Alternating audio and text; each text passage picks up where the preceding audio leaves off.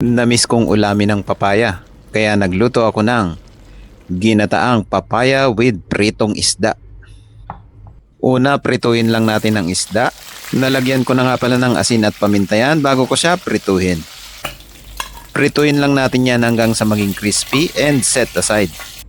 Igigisa lang natin ang luya, sibuyas, bawang. Gisa-gisahin lang natin yan hanggang sa lumabas yung aroma. At ilalagay na rin natin ang papaya. Iniwa ko nga lang pala ng maninipis yan. Titimplahan lang natin ang paminta at asin. Saka natin halu-haluin yan. At maglalagay tayo ng konting magic sarap, curry powder. Pagkatapos, gisa-gisahin lang natin yan bago natin ilalagay ang coconut milk, kamatis, lemongrass, sili, at patis. Halu-haluin lang natin yan. Pagkatapos, ilalagay na natin ang pritong isda.